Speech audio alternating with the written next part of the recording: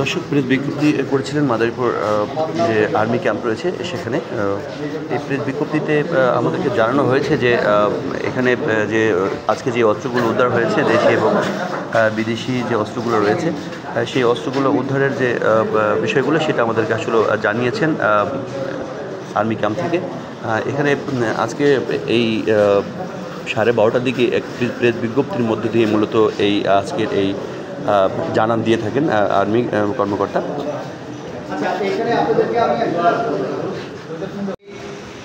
হচ্ছেন কামাল মাতব্বর, মিলন মাতব্বর, মনু মাতব্বর, লাকি বেগম, পারুল এবং খাদিজা। তাদের এই বাসস্থান আমরা তল্লাশি করে সেখান থেকে একটি 7.65 মিলিমিটার পিস্তল চাইনিজ, একটি 7.65 মিলিমিটার পিস্তলের ম্যাগাজিন, সাথে 5 রাউন্ড 7.65 মিলিমিটার পিস্তলের অ্যামুনিশন, একটি বিদেশি এয়ারগান এবং সাথে এয়ারগানের 120টির মতো প্যালেটস, একটি 303 কাটার রাইফেল, একটি বেসবল ব্যাট, দুটি স্টিলের গিয়ার চাকু, দুটি চাইনিজ কোরাল, 7টি রামদা, একটি বল্লম, 18টি ট্যাটা, 1 পুড়িয়া গাঁজা, একটি বড় টর্চ লাইট, একটি পাসপোর্ট, একটি এনআইডি কার্ড এবং 5টি মোবাইল ফোন ও একটি ট্যাব সেখান থেকে জব্দ করা হয়। উদ্ধারকৃত অস্ত্র এবং মালামাল সমূহ এবং আটক ব্যক্তিগণকে আমরা মাদারীপুর থানায় সোপর্দ করব এবং তারপরে তাদের বিরুদ্ধে আইনি প্রক্রিয়ার কার্যক্রম শুরু হবে। উল্লেখ্য যে অবৈধ অস্ত্র উদ্ধারে বাংলাদেশ সেনাবাহিনীর 7 পদাতিক ডিভিশনের কার্যক্রম মাদারীপুর জেলায় অব্যাহত রয়েছে এবং ভবিষ্যতেও অব্যাহত থাকবে। কিন্তু যে অস্ত্র আছে নীতিমালাগুলো যে এখানে কোনো অস্ত্র আসলে লাইসেন্সের যোগ্য কিনা, কিন্তু এখানে যে আমরা কাটা রাইফেলটি দেখছি আমার ধারণা মতে এটা অবশ্যই লাইসেন্সযোগ্য কোনো অস্ত্র নয়। যে 7.65 মিলিমিটার পিস্তলটি আমি দেখছি এটা একটু দেখার বিষয়, এটা নন প্রহিবিটেড বোর্ডের মধ্যে পড়ে কিনা। তদুপরি তাদের কাছ থেকে কোনো লাইসেন্স আমরা পাইনি, তার মানে এটা অবৈধভাবেই হয়তো তাদের কাছে ছিল। এটা রাখার কি সত্যি মনে হয় এই সেলফ এক্সপ্লেনেটরি, তারা অবশ্যই এটা দিয়ে নাশকতা এবং দুষ্কৃতি এসব ঘটনাই ঘটিয়ে থাকেন।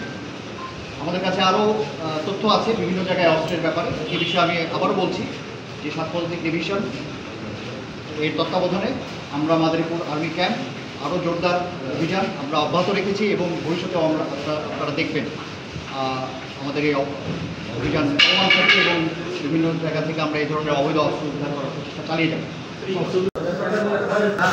এবং আমাদেরকে জানিয়েছেন যে আসলে এই ধরনের অভিযান অব্যাহত রাখবেন আর্মি। মাদারীপুর জেলার বিভিন্ন জায়গাতেই যে অভিযান রয়েছে সেই অভিযানের অংশবিশেষ একটি যৌথ অভিযান। এই যৌথ অভিযানের মধ্যে দিয়েই উদ্ধার হলো বিপুল পরিমাণের দেশি এবং বিদেশি অস্ত্র। এখানে দেখতে পাচ্ছেন যে একটি কাটার রাইফেল রয়েছে এবং একটি শটগানও রয়েছে এবং চাইনিজ পিস্তল রয়েছে, সাথে রয়েছে চাকু, 2টি চাকু রয়েছে, একটি পাসপোর্ট রয়েছে এবং কিছু গাঁজা রয়েছে এবং এই কিছু বুলেটও এখানে রয়েছে, যেগুলো আমাদের প্রেস বিজ্ঞপ্তির মধ্য দিয়ে আমাদেরকে এখানকার যে আর্মি কর্মকর্তা তিনি আমাদেরকে জানিয়েছেন।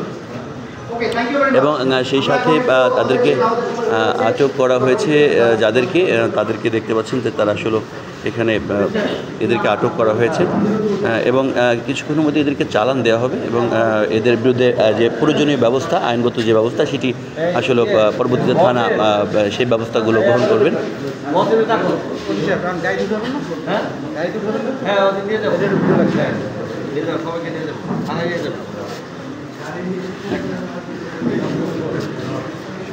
দেখতে পাচ্ছি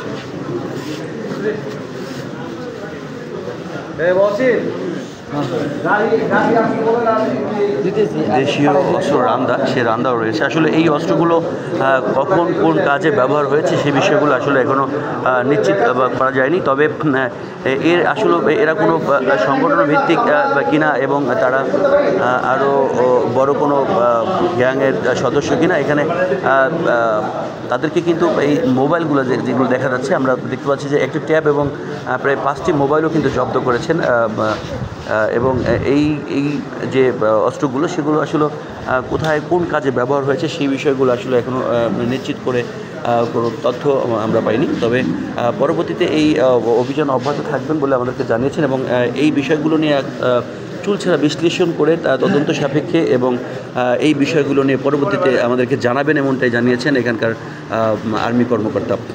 যারা গ্রেপ্তার হয়েছে তাদের মধ্যে আমরা দেখতে পাচ্ছি যে এখানে রয়েছেন একজন। আপনার নাম কি? হ্যাঁ, আপনার নাম কি? কামাল মাতুব্বর। আপনার নাম? মিরল। আচ্ছা, আপনার নাম কি?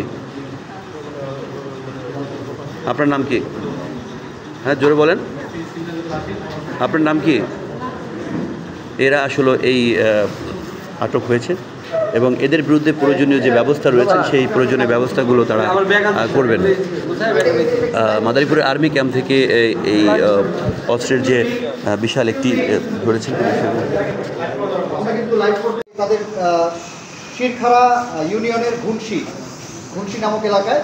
এটা বেসিক্যালি এই যাদেরকে বললাম এখানে যাদেরকে দেখছেন আপনারা, ইনারা একটা পরিবার।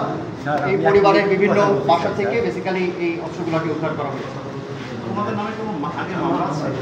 এটা পুলিশ ভেরিফিকেশন করে দেখা যাবে। তাদেরকে তো আমরা এখন থানায় সুপর্দ করবো। তাদের পূর্ববর্তী ক্রাইম রিপোর্ট, তাদের কোনো মামলা আছে কিনা সেটা সেখানে গিয়ে বলতে হবে। এই ব্যাপারে আমার আসলে সঠিক ধারণা আছে। এই ব্যাপারে পূর্ণাঙ্গ তদন্ত হবে। তদন্ত হওয়ার মাধ্যমে এটা বেরিয়ে আসবে ইনশাআল্লাহ। অনেক ধন্যবাদ।